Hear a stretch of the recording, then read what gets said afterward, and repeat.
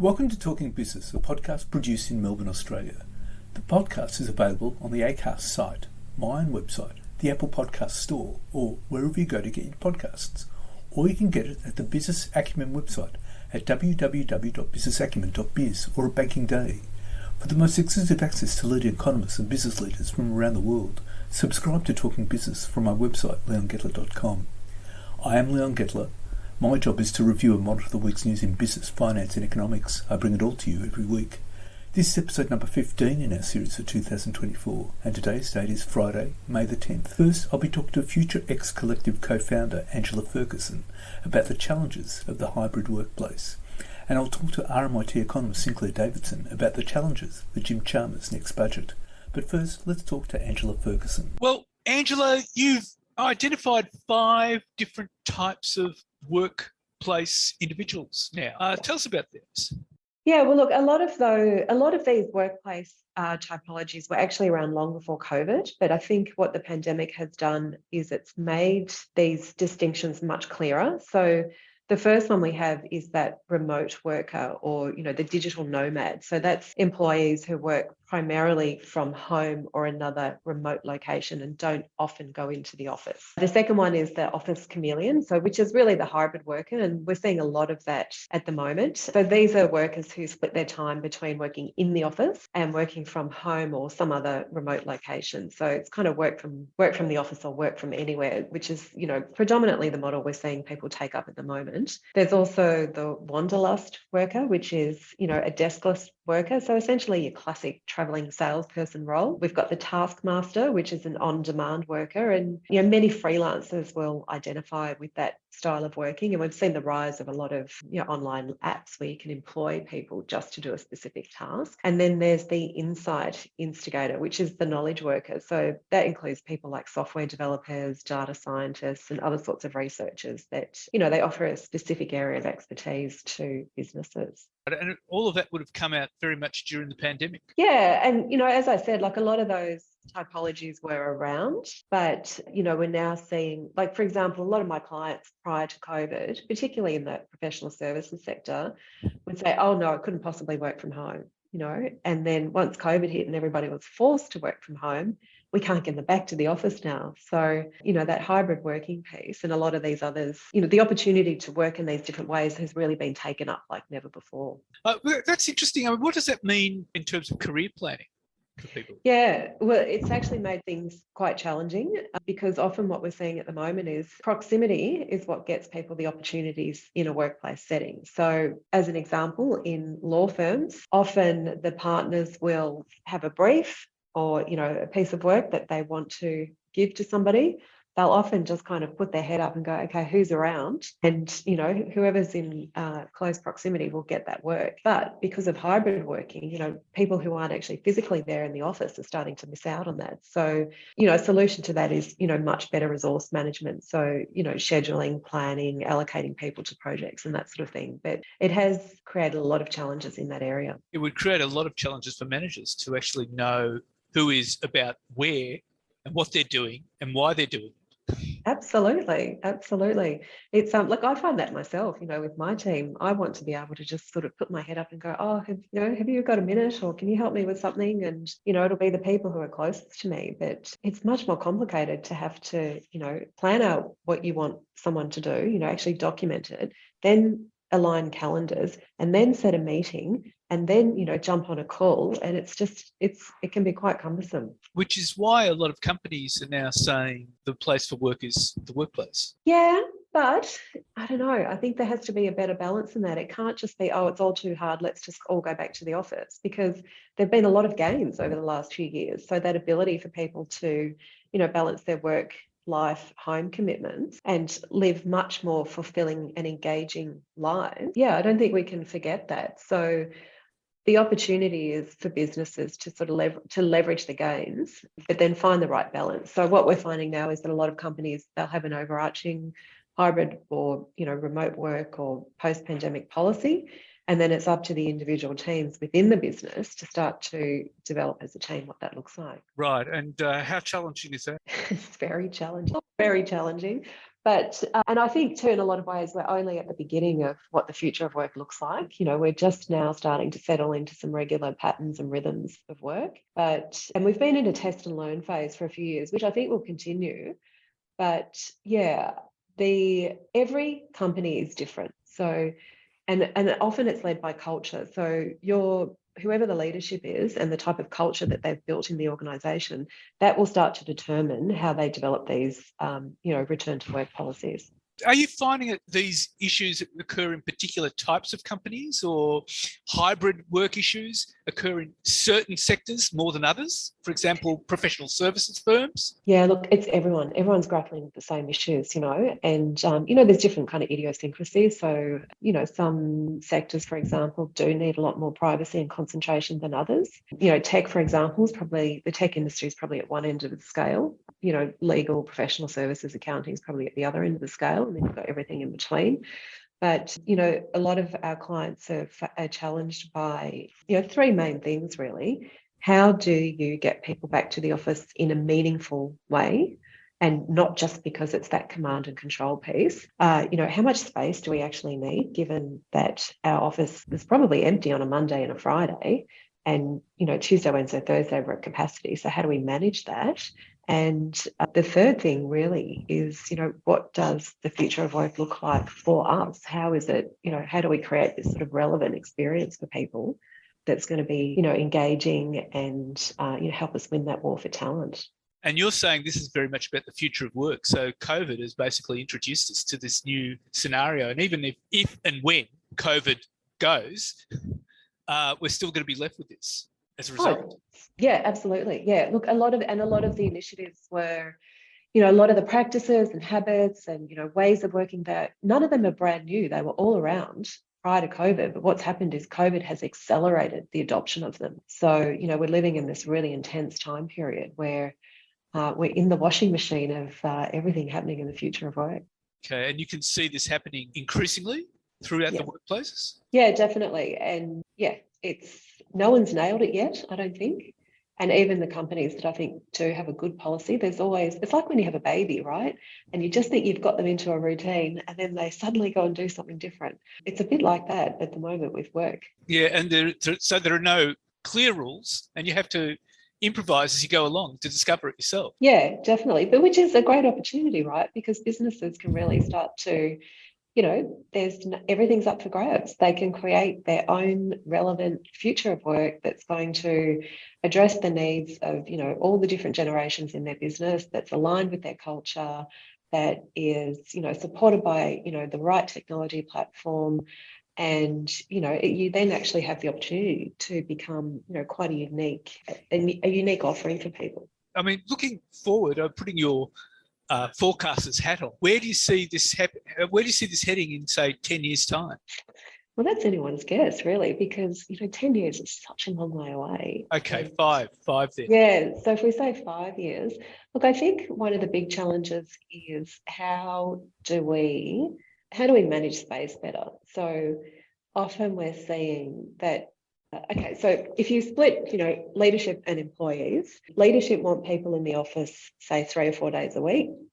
Employees want to come into the office 2 days a week. So employees do value the office, but the difference is how often is the expectation of us working from the office. So there's conflict there. And then the other conflict is that when people come into the office, they want energy and vibe and buzz. Mm-hmm. And then they come in and their colleagues aren't there. So they think, well, why did I waste my time, right?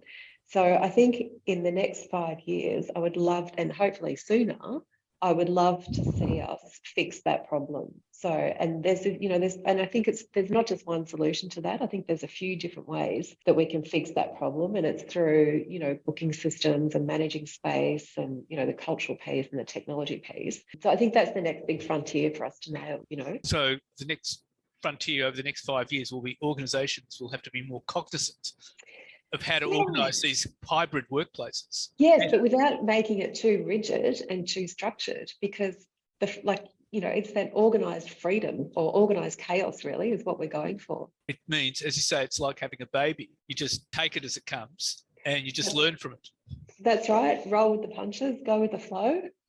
That's right. And just understand that you're new to this. Yeah, And, and look, and yeah, yeah, there's no right answers, but I would, obviously, given what I do, I would recommend you engage professionals to support you through this process, because it is a process, and as much as I hate the word, it is a journey, and business needs to engage the hearts and minds of their people and take them on this journey. I think one of the big challenges we're seeing too is there's so many different generations in the office now, all with quite unique yeah. perspectives, and so that's another big thing that business is having to manage as well. Well, Angela, look, it's been fantastic talking to you. And Thanks, thank Leon. you so much for your time. No problem. And now let's talk to RMIT economist Sinclair Davidson. Well, Sinclair, we've got a budget coming up on May the 14th, but it's more complicated because the latest Australian inflation figures are higher than expected at 3.6%. And you have economists like Warren Hogan from Judo Bank saying the RBA will raise rates 3 times to 5.1% this year. That will complicate the budget somewhat. Absolutely, it will. The inflation figures that came in last week were probably a disaster for the government, because over and above the headline figure of being 3.6%, the trimmed mean and the weighted median were much higher than the government's 2 to 3% range. So the trimmed mean was 4% and the weighted median was 4.4%. This is well above the RBA's target rate. And I know Warren Hogan has been saying, 3 times. There are also some economists out there saying, well, the next move should be down. I'm not a fan of that at all. I definitely think the Reserve Bank should be raising rates from the current 4.35%. I think a jump to 5.1% would be a massive move. So obviously they would probably have to bring it in increments, but I can't see anything other than the Reserve Bank having to raise rates. Inflation expectations getting built into the economy are a disastrous outcome for everybody, and the Reserve Bank will have to act. What's interesting, though, is that the rate hikes don't seem to be working. I mean, the service sector is massive. I mean, the increases there, I mean, you got rents, insurance, education, they've all gone massively high. They have. And as I think I've said to you many times before, the way in which we solve or cure inflation in a modern economy is the medieval equivalent of bloodletting. It is a rough and ready science.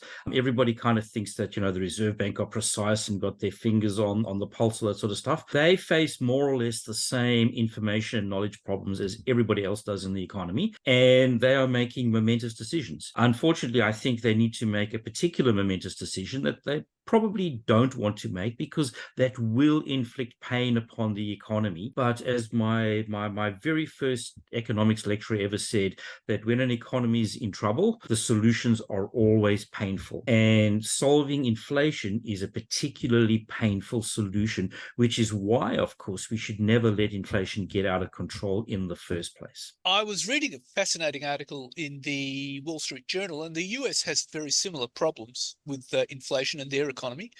And they were saying that maybe we're at a stage now where we can't ever have low rates again. Look, the last 20 years or so since the 9/11 attacks, 24 years later, we've seen unusually low interest rates around the world. And unfortunately, the vultures are coming home to roost. Now, at every particular point in time, there's been a good story as to why interest rates should drop. So we had those horrific terrorist attacks, and interest rates needed to drop in order to preserve confidence and keep the economy moving. Then we had the GFC, and all of a sudden, interest rates had to drop again to keep the economy moving. We never really recovered from the global financial crisis. Certainly here in Australia, the budget never returned to surplus. Now, we had 9-10 years of a conservative government who sort of preach, fiscal responsibility, but they took a very leisurely approach to fixing the budget. So when COVID hit 4 years ago, we were woefully underprepared in a fiscal sense. And then the government tried, and we weren't alone in this, of course, every government around the world more or less tried to do this. They tried to sort of lock down the economy, to stall the economy, but to prevent people from sort of rioting in the streets and starving and what have you. They had to pump money into the economy in order to keep people buying and all that sort of stuff. And so what happened is as a result of the policy adopted towards COVID, we had strong inflationary pressures coming into the economy. Where I think our RBA made a mistake was they weren't sure if the price increases we were seeing in 21-22 were as a result of inflation or as a result of disrupted supply chains. To be fair, the argument about supply chains was plausible, but in retrospect, they should definitely have started raising interest rates a lot higher, faster and higher than they actually did. Compounding things is that we now have a new first-term government, and it is a left-wing government. And writing in the Australian Financial Review about 18 months ago, Professor Richard Holden of the University of New South Wales made the argument that inflation is a very difficult problem for left-wing governments because the solution to inflation is causing pain on the economy, hiking up interest rates, cutting government spending, which is something which left-wing governments, generally speaking, don't want to do. And of course, compounding it yet again, a first-term government. That's fascinating in terms of what the budget will present. And I would imagine they would have a whole lot of spending for lower income earners. And also you've got the tax cuts coming in, which will affect inflation as well, because it will pump more money into the economy. But also you've got an issue with the Made in Australia policy, which has been criticised by the Productivity Commission. Yes. So first of all, I want to say that tax cuts are not necessarily an inflationary problem because the income that is generated from economic activity. So people are keeping more of their own money that they have generated. So it's not new money per se. So I'm less worried about the tax cuts. I am worried about the spending because, of course, we know we've got a government that is inclined to say things like, we need to help people survive rising prices, so we need to give them more money in order to maintain their standard of living. It's the very act of giving them more money to maintain their standard of living which is contributing towards the inflation. So that is the first problem that we have. The second problem that we have is first-term governments always lose seats. Historically, in Australia, lose seats. So, of course, the government wants to spend up a little bit, especially in its own marginal electorates, in order to sandbag those electorates. So there's a spending pressure coming from that. There's a spending pressure coming just from the cost of living crisis. There's a spending pressure coming from the Made in Australia slogan, which the Prime Minister has rolled out. Now, I have to say there are a whole bunch of things that means to a whole bunch of different people. I'm kind of sure that if some people said, well, let's build weapon systems in Australia, there'd be a whole bunch of people saying, oh, national security is very important. And if you said, let's build medical equipment in Australia, there'd be a whole bunch of people say, well, public health is important. If we were to say, let's build windmills in Australia, the environmentalists would say, well, that's very important. So everybody agrees that making something in Australia is important. The challenge is, of course, is that I kind of suspect that many people also think we should reinvigorate our manufacturing base, which is a terrible idea because the Australian population is too small to justify a viable, efficient, at-scale manufacturing base. It is far better that we focus on things that we are really good at, and what we are really good at is agriculture, mining, some advanced manufacturers around medicines and all this sort of stuff. But the most important thing is because we are a primary exporter, Australia is the origin point for a lot of the supply chains around the world. And so what we do is we export goods and services. The services are our legal system, our accounting systems, how those supply chains are actually structured. So that is, we are good at trade and we should stick to being good at trade. We are not so good at making things. And so we shouldn't be doing that. And of course, if you look at our unemployment figures, we have got really good unemployment figures of around about 3%. Now, you and I both remember when Kim Beazley was mocked for saying that the unemployment figure should have a 5 in front of it. Well, now we've got a 3 in front of it. So where are all these people going to come from that we are going to be doing, making stuff all of a sudden? So that is a challenge. But just speaking on that, Australia uses a 3 Ps framework. So productivity, population, and participation in order to think about economic terms. What we are not doing at the moment is thinking in terms of participation, and what we are not doing is thinking in terms of productivity. We are allowing population growth to be our primary primary driver of economic activity and economic growth in Australia. That is a mistake. And unfortunately, I don't see anybody, either in the government or the opposition, more or less addressing that issue. Well, that's interesting because the higher immigration rate is actually driving up property prices as well, which have gone up the most in 15 years. And that's contributing to inflation. So the question I have to ask you is, what can we expect in this budget? I think we're going to expect a lot of spin. The days when the budget was serious economic policy documents, I think, are behind us. You know, when we would have a Keating or a Costello or somebody of substance being the treasurer of Australia. We haven't had a substantial treasurer for a long, long time. And unfortunately, they have become more political documents. We will see a lot of propaganda. We'll see a lot of spending. We'll see a lot of targeted spending. I don't think we will see too many cuts. And unfortunately, in addition to interest rate rises, we do actually need to have government spending money far more wisely and government spending less money far more wisely. Unfortunately, over the last 10 years or so, we've also seen a massive expansion in people believing that everything should be done by the federal government. And what that means is the federal government's only skill is to spend money. And unfortunately, the state governments that are very good or should be very good at service delivery are sort of subcontracting it all out to the federal government, or as they are through the NDIS, the state governments are rorting the federal government. Now, that is an astonishing sort of turn of events where just spending more money becomes the solution to every economic problem, when in fact we know that's, we actually need more substantial policies than just, well, we've increased the budget on this or that item. And Jim Chalmers says we can expect another surplus. We probably can. Ironically, our budget is back in surplus because fossil fuel prices around the world are very, very high. And this is an industry which the government in the long term wants to shut down. But in the meantime, because of the Ukrainian war and the Middle Eastern war, export prices for Australia's goods, certainly our coal exports, are sky high. So the government that wants to shut down the coal industry is actually profiteering out of that very same coal industry. So the problem is that makes the government's budget look good, but that doesn't really impact people's standard of living here in Australia. If you look at per capita GDP is down for the last few quarters. There's another measure that I'm really liking the look of, which is real gross disposable household income per capita, which is a bit of a mouthful, but I think that gives us a better feel than GDP per capita. That number is down substantially, like to levels we haven't seen in 10 years. Our productivity numbers are down. There are very, very serious economic challenges facing the country. But we don't have any sort of economic political leadership in this space right now. And indeed, we're in a per capita recession. We are.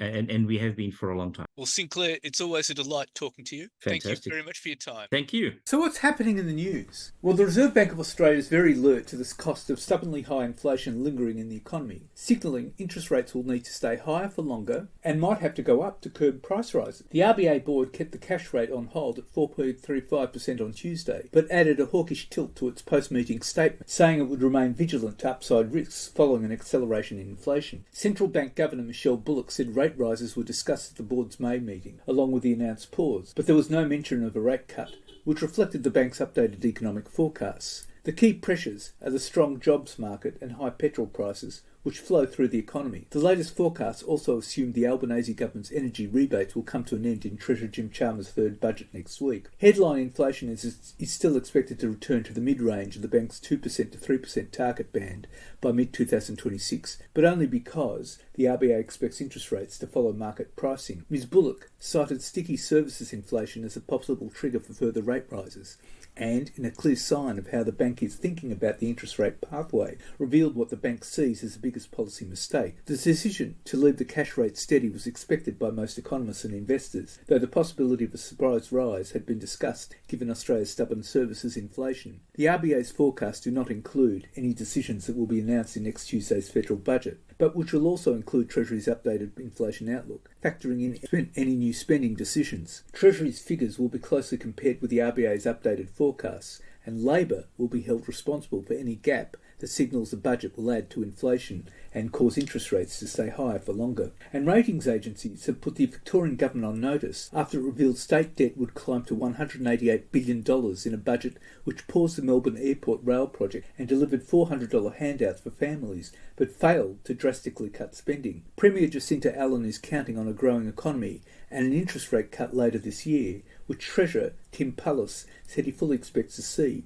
to curb the state's $26 million a day interest bill. The budget came on the same day the Reserve Bank warned rates may have to stay high for longer because of sticky inflation. Mr Pullis delivered a $15.2 billion deficit on Tuesday, with net debt growing from $156 billion next year to $188 billion by 2028, but forecasts an operating surplus of $1.5 billion by 2025-26. S&P Global Ratings analyst Anthony Walker said Victoria, which was downgraded 2 notches in 2020 from AAA to AA to become the worst rated state in Australia, could face another downgrade to AA- if state debt reached 240% of operating revenues, or interest payments reached 10% of those revenues. Tuesday's budget had no new taxes or levies for the first time in several years, although waste and fire levies will increase. The Property Council of Australia slammed the government for the complete absence of budget measures to alleviate the tax burden to get more apartments and townhouses built. Residential landowners are already bracing for the extension of the vacant residential land tax, which will apply to all vacant properties from next year. The deficits are forecast to turn around through a combination of the economy expanding from $609 billion to $748 billion by 2028, and a slowdown in the major project pipeline, including no new money for the $10 billion Melbourne Airport rail link. Also slowed would be the rollout of 30 government childcare centres, 35 mental health centres and 29 school upgrades, and no new money for 3 new hospitals, as previously promised. About 1,400 jobs had been cut of a promised 10% reduction in public services numbers, equal to about 3,000 roles. Victoria's waste levy will increase to $170 per tonne next year from $129, and the fire levy will increase by an estimated average of $35. But there is no major hold-up to pet projects, including the $20 billion North East Link, the $14 billion Metro Tunnel, the $10.2 billion Westgate Tunnel, and the $125 billion suburban rail loop. And the scale of the Bonza collapse has been revealed in court, with almost 60,000 customers affected, and lawyers claiming they would need a stadium to hold the thousands of creditors. A lawyer for the administrators revealed that nearly 60,000 customers have been caught up in the company's collapse. In a hearing in the Federal Court of Australia in Sydney, James Hutton SC told Justice Elizabeth Cheeseman up to 20,000 participants could attend the first creditors meeting on Friday. It is very difficult to see how 20,000 people could ever be accommodated at a physical meeting. That would require a stadium, Mr Hutton said. Mr Hutton said Hall Chadwick had sent emails to the creditors advising them the meeting would be held virtually on Friday, May the 10th. The court heard creditors including 57,933 customers with forward bookings, 323 employees and 120 trade creditors. The revelation comes as emails shows Bonza's backers in the United States were secretly plotting to get the airplanes out and wind this up more than a month before they abruptly seized the airline's aircraft and sent the carrier into receivership on April 30th, leaving thousands of travellers stranded and out of pocket. Emails sent between the airline's Miami-headquartered private equity owner, 777 Partners, its financier, ACAP, and an aircraft lessor known as AIP Capital,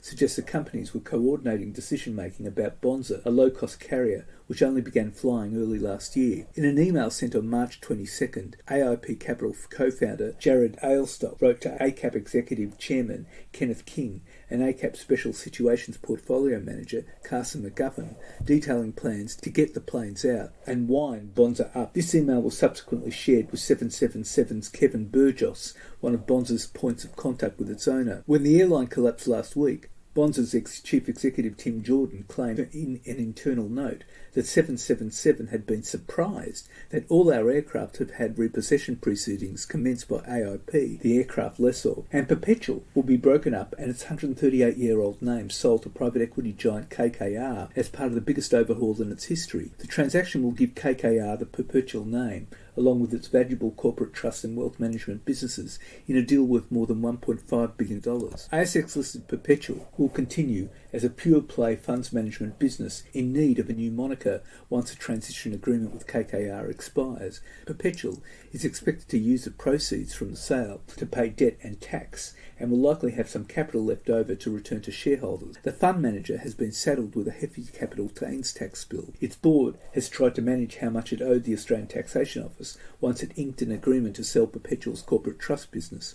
The transaction with KKR comes after a 6-month strategic review, during which Perpetual weighed options such as a demerger or sale of its corporate trust and wealth businesses. KKR has set up separate companies to own Perpetual's corporate trust and wealth management businesses. Filings with Australia's corporate regulator showed. The private equity firm's other Australian investments include accounting software group MYOB and cosmetics group Laser Clinics Australia. KKR also bought a majority stake in Colonial's First State from Commonwealth Bank almost 4 years ago. A deal with KKR would spell an end to Perpetual Chief Executive Rob Adams' three-legged strategy, which boasted of the benefits of owning a suite of financial services businesses beyond asset management. It comes after Perpetual expanded its asset management arm aggressively, most notably acquiring long-time rival Pendal, a funds management firm also based in Sydney. And Craig Garvin, the sacked chief executive of McGuigan winemaker Australian Vintage, is considering a defamation case against his former boardroom colleagues and a possible wrong dismissal case after the company terminated his tenure last Friday. Mr Garvin, who ran Australian Vintage for 5 years, has held discussions with his lawyers, and there's a growing sense he's pursuing possible legal action over his shock dismissal, with his lawyers combing over the ASX statement, which revealed his sacking, as well as the terms of his employment contract and relevant workplace law. In the statement were allegations of a workplace issue which, in the public words of the board, displayed a lack of judgment. The looming court case could involve defamation, with Mr Garvin having a high profile in the business community, especially in the agribusiness and food sectors. On Friday, Australian Vintage, which has a market capitalisation of just under $90 million and whose share prices collapsed by more than 90% against its peaks 2 decades ago, announced a sudden and shock sacking of its CEO, citing workplace behaviour issues, but not detailing those claims any further. And the Tax Office is ramping up action against company directors as it chases $2.5 billion in unpaid taxes from businesses that have failed to pay superannuation, pass on GST, or pass on income tax of employees. Directors who have amassed large assets such as trophy homes and flash boats while not passing on collected taxes to the Australian government are some of the first in the firing line, according to sources familiar with the Australian Taxation Office's operations. Over the past 8 months, the ATO has issued 18,334 director penalty notices, or DPNs, a 320% increase on the 4,362 DPNs issued in the 2021-22 financial year. The increase in the numbers is mostly due to the lifting of a grace period the ATO put in place during the pandemic, when it sharply reduced its enforcement activities. DPNs are a government instrument that make directors personally liable for a company's tax debts. If ignored, the notices can lead to serious outcomes for directors, including the seizure of assets, bankruptcy, or the garnishing of wages by the ATO. In some cases, a director can fend off a notice if they can show they had not been involved in managing the business, had made every effort to ensure the business was keeping up with its tax issues, or if the business was in administration, or had started the process of winding down. Directors who don't do this and allow their business to trade and ignore the notice will receive a lockdown DPN. The ATO has a stated policy of not compromising on lockdown DPNs, and there is no legislative basis to waive such debts. And the Big Four accounting firms could be forced to slash partner numbers and incorporate their consulting businesses under a crackdown on governance standards flagged as a possible response to the PwC tax leak scandal. In a consultation paper released late last Friday, Treasury also raised concerns about audit and consulting partners sharing profit, which it said risked auditors being incentivised to prioritise client satisfaction over audit quality, potentially undermining market confidence. Forcing accounting firms to deal with a much lower partnership cap, or even registering as corporations, would be the biggest shake-up in the history of the Big Four, and potentially world-leading in bringing the firms to heel. Treasury questioned whether the Big Four were capable of governing themselves and said existing methods of self-regulation of auditors and accountants, which rely on professional bodies, might not be effective as they lack powers to compel information. The Big Four firms have reacted cautiously to the detailed paper and are likely to welcome any consolidation of the fragmented way they are regulated. However, they are also likely to challenge any forced changes to their partnership structures that affect partner profits. The Albanese government outlined 15 issues it wanted feedback on. The paper runs to 16 issues, but number 8 is missing. These include whether partnership structures of PwC, KPMG, EY and Deloitte render them incapable of adequately governing themselves. Central to that question is whether the current partnership limit of 1,000 for accounting firms is too high and whether the partnership model remains a proper structure for the economic significance of the Big Four firms. And fresh from his defamation defeat, Bruce Lehrmann is facing legal action over the Northern Beaches pad he lived in rent-free under a deal with the Seven Network. Lady Gaynor Meeks, the owner of the Balgowlah property where the former federal Liberal staffer lived until recently, is pursuing Lehrmann in the New South Wales Civil and Administrative Tribunal. The matter is listed for a conciliation hearing on May the 23rd in Sydney. Meeks was a partner of champion sailor Mark Richards, a long-time skipper of Wild Oats 11. The precise nature of her action is not yet clear. Lehrmann, who lost a multi-million-dollar defamation case against Network 10 and Lisa Wilkinson last month, had his rent at the luxury property covered by Seven. During the defamation case, the federal court heard Seven spent $100,000 paying Lehrmann's rent for a year to April 2024 under an exclusive interview deal. And Stephen Rue will now officially take over the Optus CEO role in November, which has been overseen in the interim by Michael Venter. Optus chairman Paul O'Sullivan said Rue's appointment followed a rigorous process that involved a slate of high-quality candidates. Rue's appointment follows former CEO Kelly Bayer Rosmarin's resignation in November after November the 8th outage and the 2022 cyber attack that led to the exposure of millions of customers' personal data. Following her departure, Optus's parent company Singtel announced has recruited Peter Kalogeropoulos to fill the newly created role of Chief Operating Officer, COO, reporting to Venter. Rue's appointment coincides with the introduction of Singtel's decentralisation structure, which was announced in 2022. The change means Rue will report to the telco's Australian subsidiary board and chairman instead of Singtel itself. Speaking about the appointment, Rue said in a statement, "My job will be to take care of Optus's customers, people and business, and to provide strong competition and choice." NBN Co will appoint Chief Financial Officer Philip Knox to the role of interim CEO in due course until a new CEO is appointed. Optus will be Mr. Rue's first corporate CEO job in Australia. Although he has more experience working with governments and with consumers, people who have worked with the incoming Optus boss say that he's pragmatic and approachable. Mr. Rue's finance background will also stand Optus in good stead if parent Singtel decides to sell off part of the telco group. Singtel has remained tight-lipped on its future plans for its subsidiary, following reports that Canada's Brookfield was considering buying a stake, but has not ruled out exploring all options to maximise shareholder value. Mr. Rue will be under pressure from Singtel not only to improve Optus's reputation with customers, but also turn around underperforming businesses, including Optus's enterprise operations, which are run by former New South Wales Premier Gladys Berejiklian. Singtel warned its investors last week that it expected a net loss for the second half of its financial year due to more than 3 billion Singapore dollars, that's $3.3 billion Aussie, of write-downs, including $540 million on Optus Enterprise Business. And that's it for this week. And next week I'll be talking to Nick Smith, Vice President and General Manager, Asia Pacific of Smart Communications, on how to learn more about some benefits and potential issues of ChatGPT AI in financial services. And I'll be talking to AMP Capital Chief Economist Shane Oliver about Australia's latest inflation figures. For the most exclusive access to leading economists and business leaders from around the world, subscribe to Talking Business from my website, leongettler.com. If you like Talking Business, please leave us a review with Apple Podcasts. Thank you in advance. In the meantime, you can catch me on Facebook, Twitter, Instagram, LinkedIn and YouTube. And if you want, leave a comment. If you want to contact me, email me at leon@leongettler.com. I answer all emails. Wishing you all a safe and healthy week and looking forward to bringing Talking Business next week.